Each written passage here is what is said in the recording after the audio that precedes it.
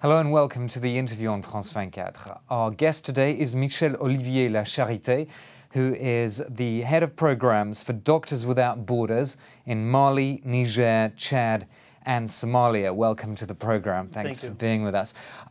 You've been talking about the peak of malnutrition which is approaching in these African countries that you're working in. Just give us a snapshot of what's happening there. We are currently entering into this peak of malnutrition. That means we have a high number of children dropping into this state of malnutrition.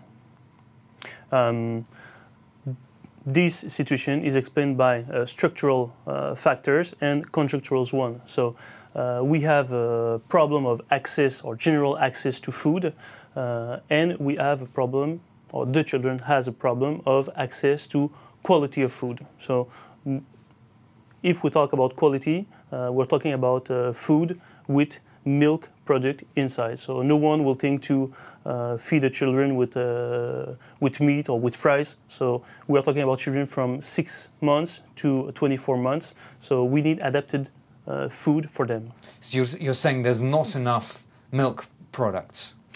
I'm saying that the food that they have generally access is not enough, and aside that, the quality of this food is not sufficient or adapted to them. Right.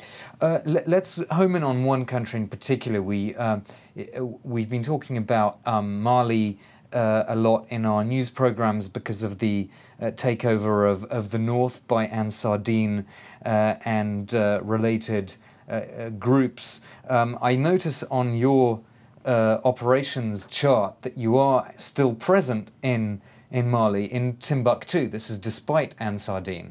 Exactly. So since January of this year, we initiate some activities to provide access to healthcare and to wounds, if there is any in the north, both in the Kidal and Timbuktu region. And now we are focusing in Timbuktu region, so in the hospital of Timbuktu city, and in some district around of the capital of the region. But I noticed that you're absent in most of Malian territory, and the largest number of Malian refugees are still inside Mali. They're internally displaced people in northern Mali. So, I mean, it's presumably very limited what you can do. You're right.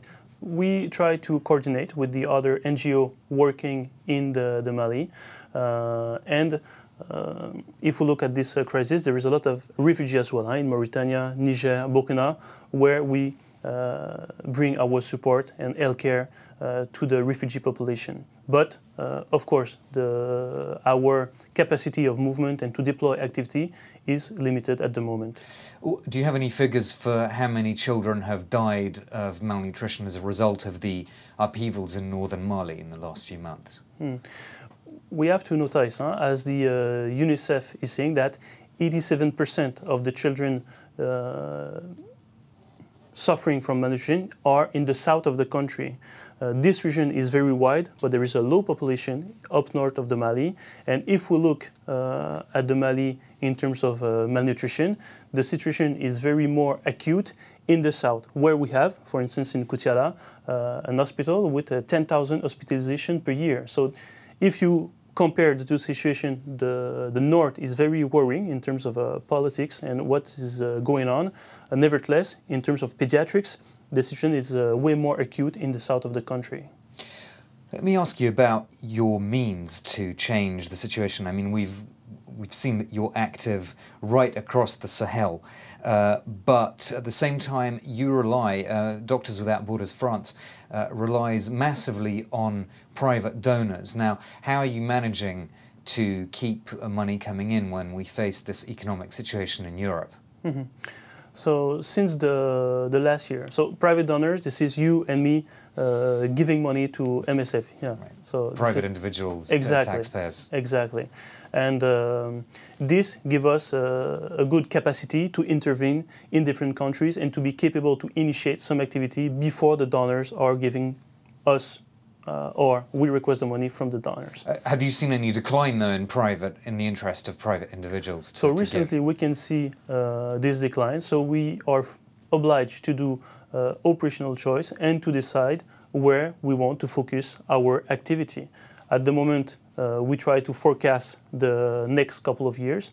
We hope that the generosity of the people will continue to channel their money to MSF, to Doctors Without Borders, but we never know. And this is, we don't know. It's always, we are capable to forecast and we have some capacity to forecast, but it's always very fragile. Could it become very acute that you really have to scale back operations quite dramatically if there's a decline that continues in the Sahel? Yeah, when we try to forecast our program for the coming years, we always allow some funds to emergency and some for routine project. At this moment, we have been capable to respond to our different objectives. So according to the last year, if at one point we are not capable to respond to emergency or to crisis, we will be obliged to probably shorten or reduce some activity. Do you think government funding is an option then, or would that create too many problems for perceptions of Doctors Without Borders in this region, which is essentially France's ex-colonial playground? Mm-hmm. Yeah, we try to be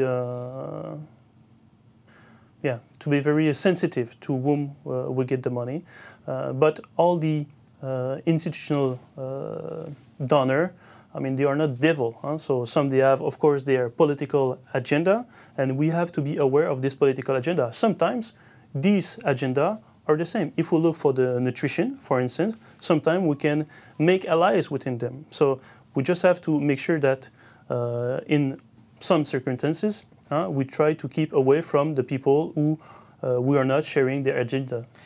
Any of these countries, Mali, Niger, Chad, have you faced any political problems, any perception that somehow Doctors Without Borders shared the French official agenda, even though up until now you haven't taken money, mostly, from the French government? Has that ever been an issue? So we don't take any money from the French government, so even not in Mali, but everywhere.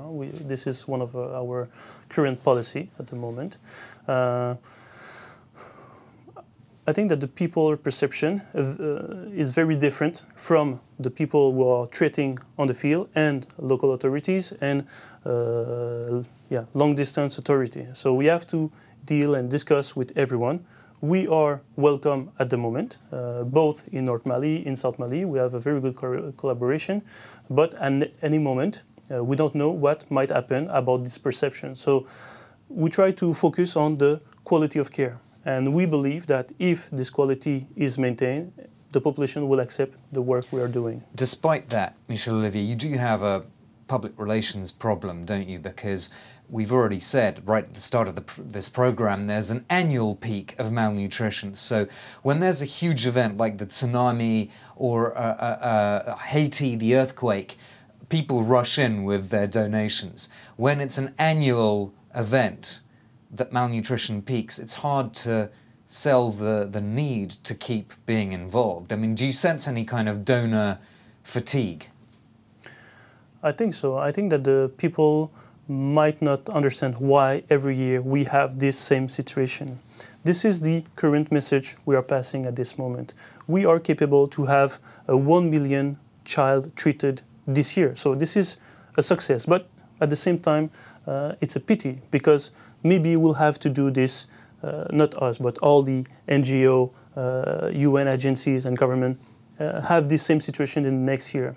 So what we look at, there is solution, milk-based or adapted food for the children to avoid year after year to have a humanitarian response to this type of crisis. This is a long-term solution that you're advocating to get away from an emergency response every time.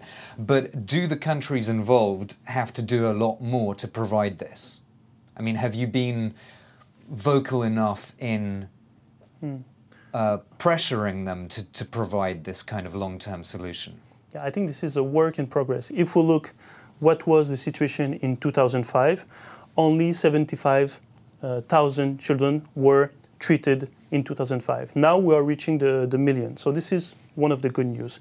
Secondly, this is a work in progress. So now we have this load of children that we have every year, and now we have as well the product. So we need at this very moment to do the political choice to change or to make a shift paradigm to, okay, we will not wait anymore that the child are sick to treat them and try to provide them the adapted food all the year long, especially for the more vulnerable, so the youngest one at 6 months to 24 months.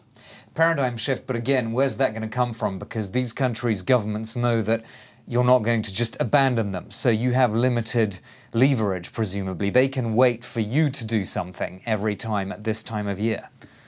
Yeah, they can, but they can see what is the cost of this mobilization. What we are pointing is, okay, we need to focus on the early response.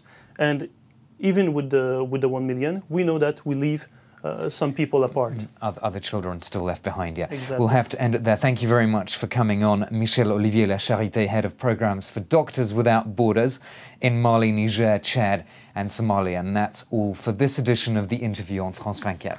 Thank you.